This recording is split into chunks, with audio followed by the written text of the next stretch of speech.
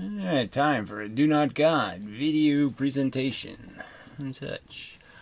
So I already made this video, but didn't load the recording software. I mean, kind of a huge brain fart. So that hasn't happened before. Quite annoying though. This is a pretty good video explaining. So anyway, I'm going to respond to some comments by Steve Godfrey. Now, from what I understand, he has made some comments on his channel. He posts on Twitter, does this other stuff. Now, I don't follow anybody, and I especially don't follow trolls on any of these mediums. But I have heard that he's continually using my actual proper name. And I have explained that, in the past it didn't matter because I lived alone, and it does matter now. And it doesn't bother me personally, but it does bother the other person who lives in this house, and it's a girl. And it's pretty much just punching her in the face. So I don't know why you would think this is a good idea. Now, I don't publish under my real name. I'm not, a criminal. I don't have a criminal record. There's no access to anything meaningful under my real name. It has no relevance to any of these arguments in any way whatsoever. So using it can only mean that you're taking my name and wishing to claim some sort of ownership to it. And you're doing it just for this malicious purpose of attacking people who are quite peripheral to the person you're claiming to wish to be the target. And so if I was to counter with some sort of similar behavior, I'm sure I wouldn't have the viewership I have. I mean, if it was my behavior to find out who Piro's family is and harass them and use their names and this Steve Godfrey is completely affiliated with the Farley character, the William Gelfeld is his ally. And, he just recently posted in one chat section, he was using two spoof accounts of Quintucca's account and my Draft Physics account, where he stole the icon, stole all the playlists and stuff. And, this is like the worst kind of behavior, right? I mean, only people with no argument at all resort to this kind of harassment. I think everybody who's a internet player of any kind whatsoever finds that just deplorable behavior. I mean, this stealing somebody's identity and pretending to comment in their, with their face and imply they said things they didn't say. This is, you can't get lower in terms of internet behavior. This doxing, harassing family. What the hell is this crap? The fact that it generates any interest of people, but this should be, you should automatically be repelled by such channels. I mean, I can't think of a single channel I've ever been subscribed to that would use this as part of their argumentation. Whether they're on my side or not, I'd find that disgusting. If they would resort to that. I mean, the photoshopping's bad. That's also another one. Just shows you don't have an argument. If you have to resort to photoshopping to people to make your arguments, that's just, it's pathetic. So, I've tried to impress upon Steve that that's all I see it as. Okay, you're harassing a girl, because you don't have an argument and you have no ethics. You're not a decent or nice person. So why should I in any way engage with you? So if you keep using my name, I'm just going to block you on this channel. So that's the way it'll be. And it's not about just what you do here. It's about what you do everywhere. So if you're going to keep attacking me in this unfair manner, and that's all, 90% of his attacks are just outrageous exaggerations, trying to imply I'm anti-Semitic when clearly I'm not. I don't believe every story told about every story in history. But that doesn't mean I have anything against Jews, or you have any evidence that I'd ever hurt a Jew, or that I'd ever disenfranchise a Jew, or do anything to even, that would put grains of sand in their way on a pathway, that I would do anything to obstruct Judaism, or whatever you want to call it, from having a fair path, the same path everyone else gets to walk on. I'd segregate them to cracked sidewalks or something. There's absolutely no evidence that you can provide that I'm in any way a threat to anyone Jewish. And yet you'll keep trying to present this as an argument, as if this is a fact, when it's not a fact. Okay? It's an exaggeration, a preposterous exaggeration. It's like saying because somebody caught one fish when they were 5 years old that they're fishermen. I don't know. I mean, it's just too silly a statement. It's too silly an argument.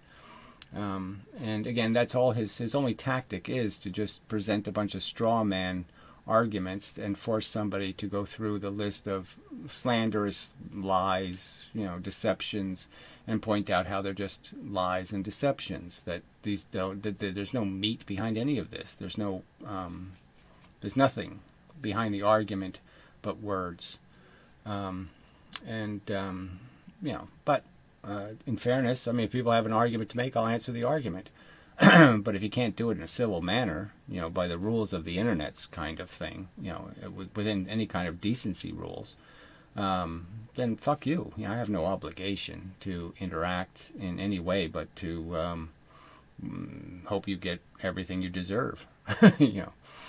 If you're valuing something other than value detectors in the universe, you've missed it. So the argument is that value didn't exist in the universe, and then evolution in making tool-equipped organisms fell upon a mechanism where value could be synthesized in terms of perception. Organisms could be motivated by a sense of value, and to sense this value, they had to have a feeling, an ouch, and then an absence of ouch, you could say, and that's what the mechanism is made out of. And that the only thing that really has value is the detector. The value is just synthetic. The perception that something is valuable, like a plate of food, is just perceptual. The food didn't have any real value. It's a projection created in the mind, of a sentient organism based on the sensations it produces. And the sensations are attractive and repulsive. They're good, bad. They're positive, negative.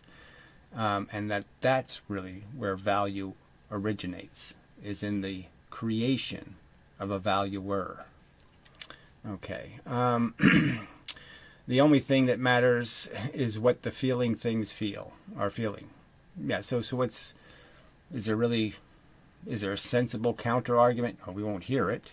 They'll just vaguely say there's some kind of doubt. There's reason to doubt that truth. I don't see any reasoning. And I've made thousands of videos explaining why that reasoning seems very solid to me. Anyway, that's where all the value is. That's where the value is, and there is nothing in the rest of it. Yes, I'm arguing that you can't explain how anything has anything but tangential value, an indirect value. That anything that has value in the universe only has value because of how it's going to affect a feeling thing. And what I'm going to argue is that I have never been presented any argument that can explain how anything does have value without explaining how it feeds a human, it satisfies a human, it relieves a human of pain. It does something to mitigate against the bad sensations that things feel. And things meaning humans, animals, cats, dogs, elephants, frogs, fish, they're all doing it. And yes, they're doing it to different degrees, but if you understand evolution, you could understand that the mechanism to feel is very ancient and that thinking is very modern. Ephilism collapses in on itself because you think these assertions are established simply by asserting them. Now, I don't simply assert them. I'm conscious. So I'm actually experiencing having a value detector. I'm experiencing the process of having one. I'm experiencing the positive and negative sensations, the repulsive and attractive, the comfortable, uncomfortable. So I have personally experienced them. And that's the place I'm deriving the substance of my evidence. If I didn't actually personally experience feelings, I would probably have an ignorant opinion then. Because somebody would say, it hurts, and I wouldn't understand what that meant. It's really, really bad. I wouldn't understand. What do you mean it's really, really bad? I don't know what that means. Because I wouldn't have anything to compare it to. I'd have no sensation with which I can understand the word bad. I'd have no context for that word. It couldn't mean anything to me. Because I couldn't need or want or desire anything, because I couldn't have any welfare interest. It couldn't mean anything whether I lived or died if I didn't feel about it. You have to have a feeling about it for it to mean anything. Anyway, he won't deconstruct that with any kind of logic and demonstrate how that's not the right way to think about it. No, that's the right way to think about it. Okay, anyway.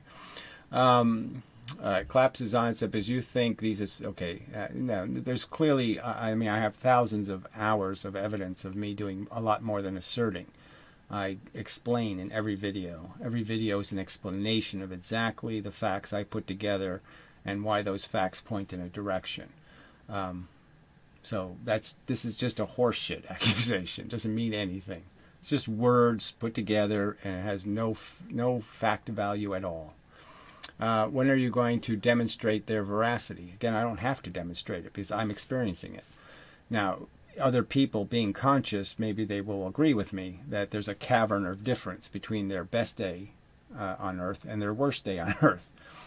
Cavern of difference. It's not a little bit different. No, they're extremely different days, okay? Extremely different. And there's an extreme difference between a nail in your eye and a lovely cupcake. Or sex with whoever. Whatever the thing would be. That these are obvious differences, epistemic, elemental, fundamental differences. And there's just no doubt about the dramaticness of the difference. Torture versus bliss. That's about as dramatic as it gets. You can't make a sentence, or you can't form a collection of words where you can have a more dramatic difference. It is even more dramatic than positive and negative. It's about as dramatic as you can get. So what other argument do I need to apply? If you're conscious, you've had these sensations and you know their difference. Now, if you want to disagree that your worst feeling wasn't so bad and your best feeling wasn't so good, okay, go ahead and make that argument. I didn't say consciousnesses can't come in varieties. Maybe there are some people that have never really had deep, hard pain. Maybe they've never had emotional and traumatic physiological reactions that cause them panic and stress and worry. Maybe they've never had deep sadness. Maybe that's possible. I don't think it's realistically possible because I don't think they could interact in the world sensibly without those sensations, like a leper. I mean, that's part of what leprosy is not feeling the pain. And that's how you can destroy yourself, is because you can't feel yourself ripping your flesh open. It has a consequence, being insensitive, and the consequence would be more visible. So you can make the argument that you don't understand. Go ahead and make that argument. You don't understand the cavern of difference between feeling good and feeling bad. I certainly do understand it. I know it from personal experience. And all you can say to me is, you don't experience that. That argument I haven't heard yet. So if that's the argument you want to make, go ahead. But I haven't heard that argument made. All right. Clearly the simple answer is don't make value detectors. All right, that's me. And obviously when I'm saying that, I'm talking about value detectors. I'm talking about all forms, not just human value detectors, animal value detectors, anything that is capable of manifesting good and bad in a world that doesn't need good and bad, in a world that doesn't have any, a universe that doesn't have any such thing in it. So it's making fake harm for no good reason. And the goods are, in substance, just eliminations of the bad. They're just correcting for the negative created. The ouch was first, as I've argued in videos. Now that's either a fact or not a fact. So if you want to counter it and say, no, the positive came first, then make a logical argument explaining how evolution works that way. How it's some kind of degrade in our positive sense that is what motivates us rather than the opposite. And clearly the second argument to that would, a more complex argument would be, well, why would it be one way or the other? Isn't it true that what the slaves were really being motivated by was removal of the whip? That was the positive that drove them. Okay? More than the negative of the whip was the way you could manipulate the whip to create positive motivation. And that's just a fact. All you need is one thing. You don't need a carrot and a whip to create forward and backward, to create on and off. You just need the one thing, and you just take it away to create the other thing. So to create the positive, you just remove the negative. That's the simple answer. All right. So this is, I can't even make sense out of this statement. That's antinatalism. Clearly the simple answer is don't make value detectors. So why would it be antinatalism? Why wouldn't it be ephilism? Again, the difference between antinatalism and ephilism as defined words, as labels, clearly all the antinatalists would agree and all the ethicists would agree that the difference is one is human-centric and the other one is sanctocentric or whatever it says, centocentric. One is based on including all feeling organisms in the group of feeling organisms, and the other one seems to have some sort of bias that only humans are relevant to these equations, that only human welfare matters and animal welfare doesn't. And that's the distinction, and that's why I invented ephilism, was clearly I thought antinatalism didn't say nearly enough about the real flaw. Now, Benatar used antinatalism in his book, and he said clearly in his book that this covers all, these same arguments can be made for the animal kingdom. Now, clearly the argument is a little bit different because obviously the animals can't opine on the subject. They can't help us reason the truth because of their diminished capacity to do intellectual things, to do thinking things. They do the feeling thing really well. They just don't do the thinking thing very well. They can't do math, and they can't do vocabulary, and they can't go to high school, and they can't do all that stuff. So their diminished capacity makes them we're caretakers. We're responsible. We're the pilots. They're the passengers, in a sense. And we have to use our best judgment for what's in the interest of these passengers and apply that judgment. And that's the difference between ethicist and antinatalist, is that an ethicist understands the smartest thing on the planet has to make the decisions. That's just the way it is. That's the burden of intelligence, is responsibility. In response to being challenged about ephilism's conclusion, you said it's insanely stupid to think there are some other plan apart from killing humans and animals that's going to work. Now, I don't think I ever said that, so he has it as a quote, and it's just not correct.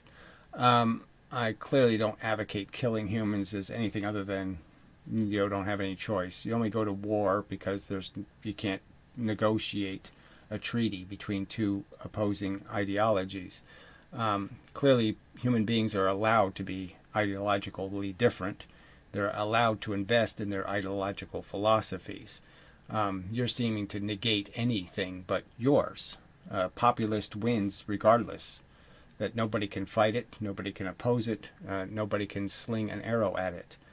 I'm arguing that, of course, there's a time when war is necessary and it's your obligation. It was our obligation to stop Hitler. It was our obligation to save the Union. There's lots of places where it was an obligation to do the right thing. And I'm going to defend doing the right thing. You have to argue with me that somehow I'm doing the wrong thing. You have to explain to me how you're the good guys. You're for preventing harm and easing pain and not making arbitrary victims. That you have some right to enslave organisms to your gratification. That you have a right to eat them. You have a right to feed off of their life and death in a biosphere. You have a right to derive your comfort from their pain. Now, if you can make that argument, fine. But I don't think you can. I don't think you can do it with anything called a reasonable paragraph or sentence or pages even. I don't think you could write pages of crap explaining how you're worth it, how you have a right to enslave anything, okay, to a life and death process for your gratification, for the gratification of some notion you have that there's a purpose in it. But you won't articulate the purpose, you won't explain the purpose. You're just saying it exists because a DNA molecule started it. Well, a DNA molecule doesn't have any intelligence. It's not an airline pilot. It didn't go to school. Can't show me its flight certificate. Can't show me any way I should believe DNA molecules know what they're doing. You have no evidence of that. And there's every bit of evidence that human beings are the ones capable of analyzing an environment and seeing the stuff that leads to good ends and the stuff that leads to bad ends. And I would argue that sentencing little children to be slaughtered and murdered and dissected and bit into pieces on a grotesque scale is a crime. No, nothing short of it. You are advocating, if you're defending nature, you're defending child murder and abuse and murder, molestation and murder. torture and murder. It's that simple. And the counter argument will be in what form? The doubt, the reason for doubt. Explain to me the reason for doubt that isn't the explicit truth. That the system of life on Earth right now is killing children in the most brutal way possible in many cases, an extremely brutal manner,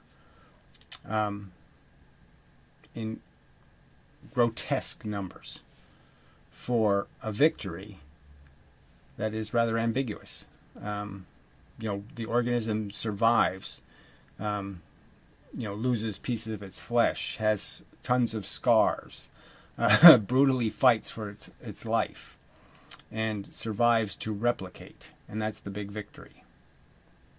Is there anything else going on? Do the salmons that swim up the stream to spawn, do they go to some paradise somewhere? Do they win some victory? Or do they become horribly deformed and then die so their children can eat them? Is there something else going on? Yeah, no, it's not a good story. It's the simple argument. And if you're going to say it is a good story, or worthy story, a story that we should perpetuate, we should put more quarters in that machine. Explain to me the reasoning to put another quarter in the machine. Explain to me why it's worth it to torture children. Yeah, it's not that difficult, is it? If you're so sure I'm wrong, why can't you make the argument, defending the accusation that I'm incorrect in my evaluation of the system? Anyway, all right, Antilles, not Ephilism. In response to being challenged about Ephilism's conclusion, you said, okay, so clearly I've argued, about the means to the end, and so clearly the end might require there to be some minor war, with the holdouts, the ones that refuse to comply to civilization. Now, clearly we've banned things like bullfighting and dog fighting and cockfighting and different, child molesting. We've put laws against those things. Now, there's humans who are still committing those acts, right? And we punish them, right? Isn't that warring against them? We war against them. We war against criminals. So what's the distinction here? Why is it okay to say, I won't rape, but I'm not going to stop rapists? That doesn't make any sense. The crime is the crime. It doesn't matter who commits it. The victim is the one you're supposed to be protecting. There's no other interest here than to protect the victims. Okay. So anyway, so again, I've never advocated for anything but the most graceful exit for any human brain. I wouldn't torture Hitler. Okay, there's no point. The only reason why you ever punish a brain is because reward and punishment is a fact. It works. And when you have a civilization, it's important to have mechanisms that encourage people to do the right thing. So you have to punish the guilty, or it doesn't work as deterrence. If I don't punish the guilty, then the person who wants to commit the crime will say, well, I might as well commit it because they're not going to punish me. They'll punish my neighbor. So what? Why does that worry me? No, you have to create some kind of mechanism that changes the behavior, prevents it in the future. And so reward and punishment requires us to sometimes impose punishments and harshness and brutality. But there's no wish to do it. There's no want to do it. There's no belief that it's a good thing, it has to be done. No, it's just necessary. And I've never advocated for any human to be disposed of in anything other than respecting its dignity. I wouldn't wish for any human to ever be harmed. But if I'm stopping a rapist, frankly, what am I supposed to do? Just, say, stop. Stop. You're not being nice. Sometimes that doesn't work. All right? So you tell me how I stop it if their intent, if their intent is powerful to break the rules. What's your solution to stopping it then? You'd just let the victim be victimized. I wouldn't. So that's where we part company. All right, this means you think AN is insanely stupid. I think not recognizing that animals are just as invaluable and as important in terms of their capacity to feel. The fact that they have all those brain functions that are elemental to what gives us meaning. How smart you are doesn't mean you're more valuable in terms of your ability to feel what you're feeling. Okay, so we don't measure how much you can feel by measuring how smart you are. That would be silly, in my opinion. It wouldn't be a wise thing to do. Smart wouldn't be logical. There's no evidence that feelings are diminished by a lack of intelligence. And so there's every reason to include animals in all of this, as Benatar stated. The same arguments work. And the only difference is that obviously the animals can't participate in this conversation. We have to do in their best interest, just as we do in a retarded person's best interest. I mean, right now people are, doing all kinds of surgeries on animals and doing all kinds of things because they think it's in their best interest. Now, I would argue it's not, and they're kind of foolish, and they're causing harm, but their intent is not to cause harm. So that's clearly has to be accepted as it's not their intent, and it's not my intent to harm anything, but I will stop the rapist. Okay. That's just, yes. And it's understood that sometimes I might have to kill a rapist to stop a rapist. Anyway, I don't see any arguments anywhere even showing a glimmer of a chance that I've picked the wrong gun and I'm shooting the wrong wagons. So, again, that's just my statement. I'm clearly stating that none of you have shown me any evidence to have any doubt whatsoever that I have the right philosophical combination of concepts, that I put them in the right place, that I understand the connection between evolution and being a robot and determinism and all of these things, and they all fit, and that you have to do logic, and that's the only way you escape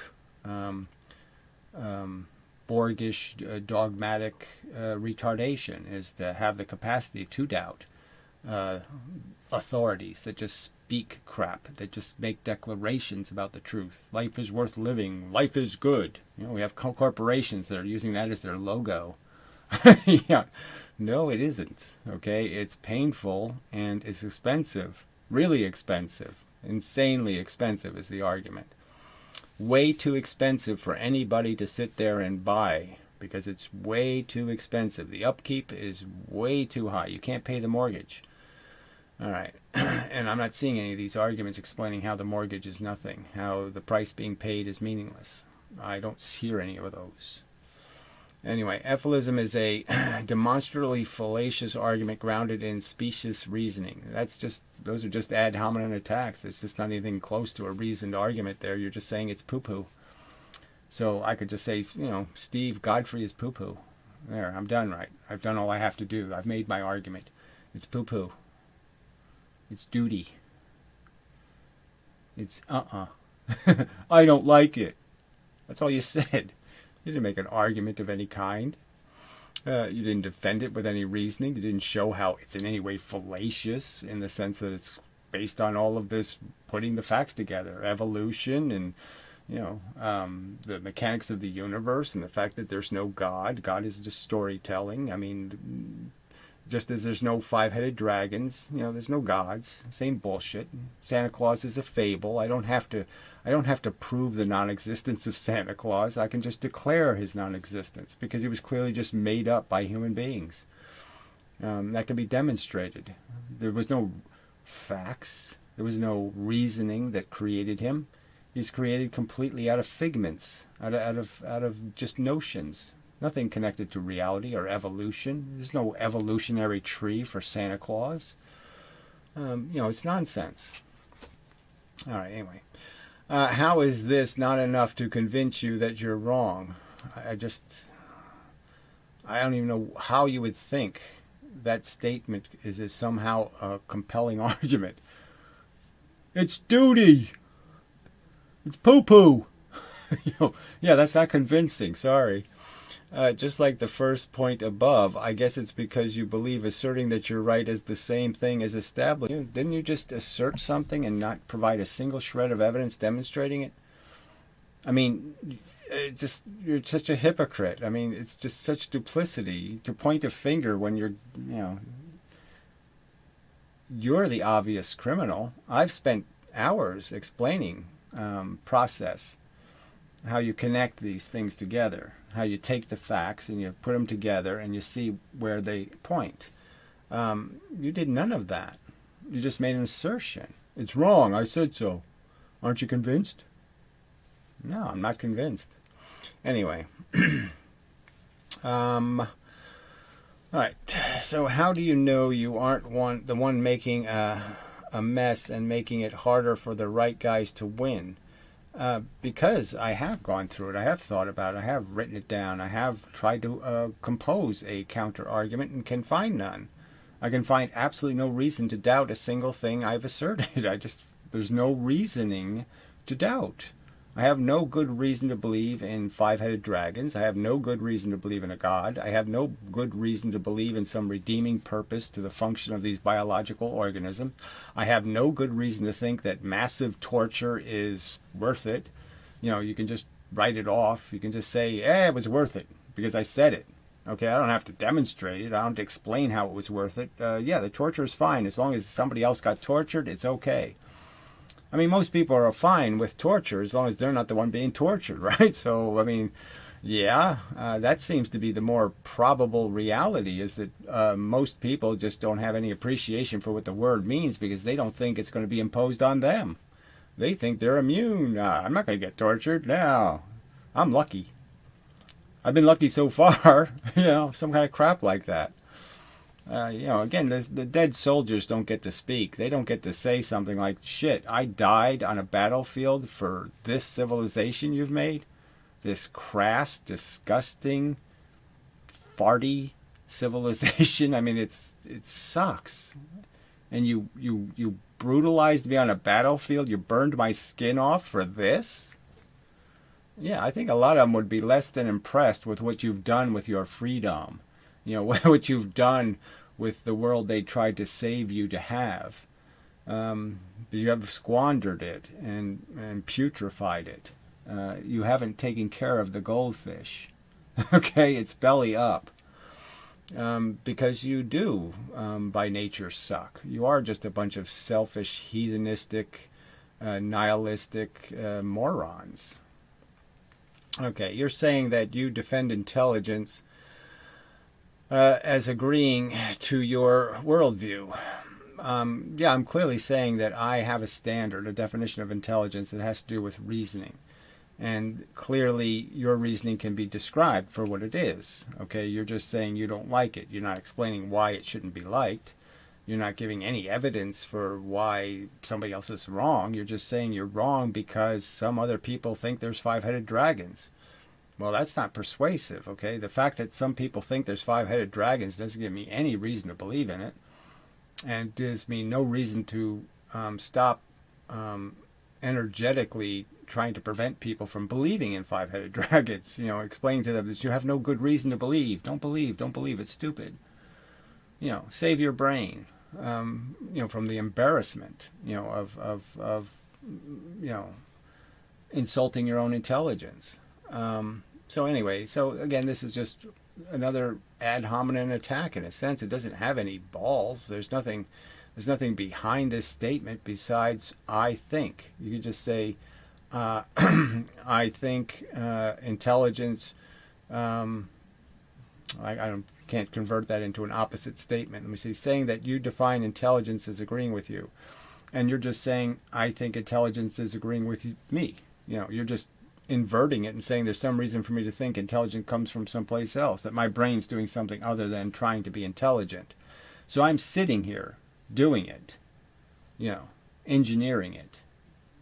I mean, if it was false, then I would know I've cheated or I'm doing fake intelligence. I don't have any evidence of any fake intelligence.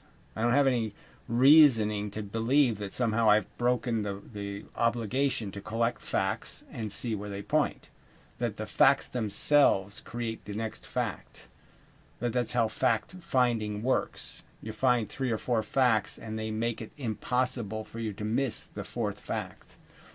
That the facts just pile up on each other, and that I have done nothing to violate that process. And you're providing 0 evidence for me to see that I've done anything incorrect or wrong in how I've understood evolution, how I've explained it, and how I've put the facts together to point to a conclusion that this process is not functional. I mean, some of it is innate in the sense that I would almost argue I didn't have to do much thinking to figure out it's wrong to enslave other people to my desires. I mean, I sort of knew that just by having sisters, that just sort of knew that I couldn't do exactly what I wanted because it would affect their welfare. I couldn't eat all the cake. I couldn't just, wipe my feet on them. I couldn't use them for, to clean, a pipe is clogged. I couldn't just use one of my sisters to clean the pipe. I mean, you learn that you exist in a world where all these other brains are just as important as you, and that there's no advantage, there's no accomplishment in enslaving a brain, and torturing it to create some kind of food for you, some sort of feel-good benefit, that all the good is undone by the bad price. And that's all this whole conversation is about, is the price. The price is way too high to be justified. It's outrageously high. And it's ugly besides. It's not just that it's expensive. It requires you to think you're worth it, that you have a right to actually make somebody a victim for your gratification, that you have a right to expose somebody to risk. And that right can't be derived by any kind of logic. God doesn't give it to you. Nature can't give it to you because it has no authority. It has no credibility. It can't give you a credibility badge. Oh, I'm certified by nature. It's a shitty certification. It means absolutely nothing. It doesn't mean you won't pour dioxin in the Great Lakes. It doesn't mean you'll do, it guarantees that it's not like you know how to fly a plane. If nature says you can fly a plane, it doesn't mean you can fly a plane. The badge doesn't mean anything. So you have to come up with some better explanation for why you have the right to impose your mush on anyone, ever. And the only thing that you can justify that by is reasoning. And I've explained my reasoning. My reasoning is, I know I'm sensitive, I'm having sensations, and I know I wouldn't want to be tortured. And so if there's any part of this game we're playing that's torturing something for no good reason, I'm against it, because I don't want to be that person. I wouldn't want to be subjected to those standards. And the truth is, the game we're playing means that I will be. And I don't accept that. I won't accept that. And I'll fight against it. And I'll stop the rape. That you haven't counter-argued in any way whatsoever.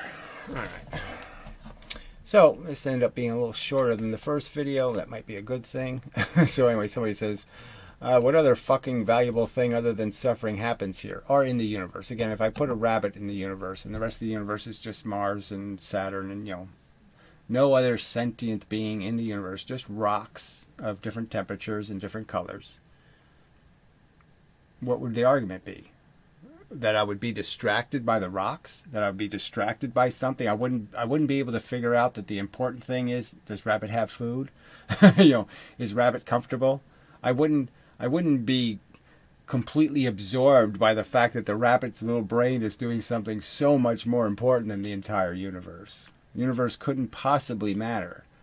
But if that rabbit's being tortured, if it's being suffocated, if it's being, knives stuck into it, it's being, it's having a horrible conscious experience, and I knew about it, I could sense it, I could see it with my instruments. Clearly it would be the most interesting thing happening in the universe, and it'd be silly to think the rock on Mars is more interesting. No, not even close. Or that the whole planet Mars is more interesting. No, not even close. And if you can't figure that out, that's your bad, frankly. All right, this is a typical Ephelist response. Well, the response would be, yes, please provide your counter-argument. You're saying my logic is flawed, or there's reason to suspect it's not complete. and yet you're providing zero evidence of either incompleteness or wrongness. So why would your argument have any value to me? Why could it have any hope of being persuasive when I can't possibly see how it's done anything to challenge anything that's established in my brain as a truth? I'm right unless you prove otherwise. We have to provide a glimmer of evidence. So I'm not asking you to prove it. I'm asking you to give me reason. Giving me reason just requires you to have a piece of evidence, a fingerprint, a little bit of DNA, some sort of evidence that something else could be true. You can't give me a glimmer of reasoning to believe something else is true. So go ahead and explain to me there's a God. Explain to me there's some redeeming purpose. Explain to me where that would come from and how that could possibly be connected to any of the facts we know. And then you might have an argument. But you just showing up and saying, there could be evidence on this table saying the guy is innocent. There could be. I don't have any, but, there could be. No, me as a juror, that's not going to undo all the fingerprints and the DNA evidence and the photographs and the videotape and the Bruno Mali shoes. No, it's not going to undo any of that. All right, that isn't how it works. Well, says you. You're the authority somehow, right? I should take that on Steve's authority. The guy who can't figure out how it's harassment to do things that have no meaningful rhetorical value, but to jeopardize somebody's personal security. He can't figure that out. Yet he's authorities on how things work. No, you're really not a very good authority. You're an asshole. Okay, anyway. If you assert there isn't any valuable thing other than suffering happening here, then it's on you to substantiate your claim. And that's exactly what all these videos are about, is substantiating that claim, explaining how that claim is just an expression of the reality you're experiencing. You're experiencing consciousness, and you're grateful you're not that guy, and you're grateful you're not that guy, and you're grateful that didn't happen to you. You can see how lucky you've been, and that simple process is enough evidence, frankly. It shouldn't take any more than that. I can give you much more evidence, but I'm just saying, just realizing, just how dangerous this existing thing is and just how awful it can become, isn't that hard to see, frankly. So anyway, so the guy says, LOL, in your opinion, that is the most valuable form of all events going on in the universe. What is your stance? Stop hiding. Well, it's not a matter of hiding. This is a nihilist, right? So he doesn't believe in the fundamental concept of value. So he's saying there's no is-ought thing. He's doing this this semantics bullshit game of pretending we're not conscious and we're not actually experiencing it. And so therefore we're computers and we don't know what feelings are. And so how could we possibly say there's a bad feeling happening somewhere because we don't even know what a feeling is? But that's not what we are. There is no is-ought gap. I experience feelings. I am perfectly aware of what they is. Okay? They is good and they is bad. And there's no ought gap about the good ought to happen and the bad shouldn't happen. So there is no gap. The reasoning is perfectly logical. Any sentient organism capable of doing the merest, crudest bits of vocabulary will clearly be able to articulate to you the concept of good and bad. I'm sure these were some of the first words invented by human beings, was the word for ouch and the word for ah. Those were the first words spoken. And they are just too elemental to be in any way to be in any way doubtful of the distinction between the good feeling and the bad feeling is to be preposterously silly and preposterously dishonest.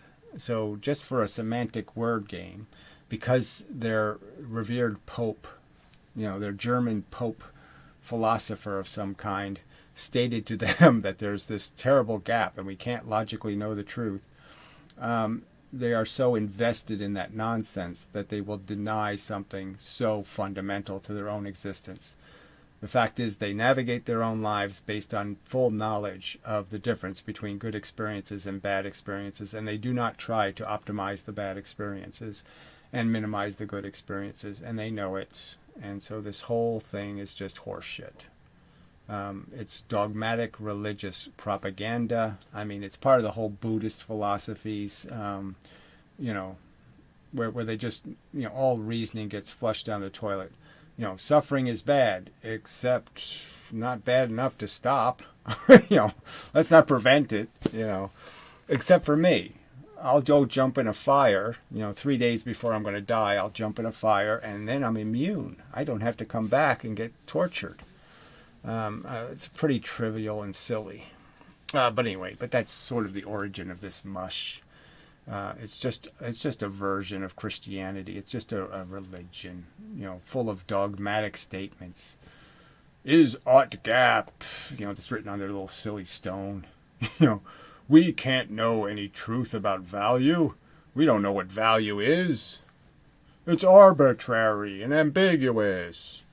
When, you know, not to themselves it isn't. They don't have any doubt about it. They don't have any doubt about the value difference between them being tortured and them being pleasured. They're quite certain of that value difference. So it's just dishonest horseshit, you know, in defense of a fundamentalist religion. Anyway, all right. So, Steve, yes, you will be blocked, okay? If you continue to use my real name, I'm just going to block you. It's not your property. It's none of your business, really. There's no reason for you to facilitate anybody knowing it or anybody using it. Or there's no reason to make my security to degrade it in any manner. It's not part of accepted internet behavior. It's just bullshit. And if you can't understand that, then you're too stupid and you're too rude to have any kind of conversation with. You can just go fuck yourself till dead. Okay? You're a jerk. A petty, crooked, thieving piece of shit. Alright? So either make stand-up, upright, sensible arguments that aren't premised on a bunch of lies, and quit invading my privacy. Fuck you. Abusing my privacy, let's just say. In a context where, like I said, everybody knows this is not acceptable behavior. Spoofing other people's accounts is not acceptable behavior, and you know you're not supposed to be playing games with other people's identity. It's not your property. My name is not your property, and you claiming ownership of it is just disgustingly rude. It's mine to liberate, not yours. Yeah. Anyway, so fuck you. Alright, so enough of a video. Until the next time, and such, and so forth and whatnot. Yeah, that's probably enough of a statement. I mean, I could just say, look, you want to get into a thing about this. I mean, obviously, I'm not going to watch your videos. I'm not going to follow you around. I don't give a shit. But if you want me to step it up, and I'll start saying that, you know, anybody who wants to interact with me is going to have to respect the fact that this troll can't control his behavior. Okay, and so he's committing, in my opinion, a personal trespass against me, and you're going to have to respect that and block him also. So if you want more people to block you, then just push it. Just keep pushing, and I'll push back where I can. I mean, I'm never going to care where you live. I'm never going to care about your life. I'm never going to care about your family. I'm never going to sit there and play games with your family. I'm not going to take your mother's name and make an account out of it like your little buddy does. All right? I'm never going to step that low, but I will defend.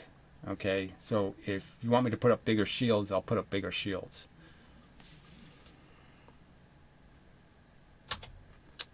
And such. So until next time, this has been a Do Not God video presentation.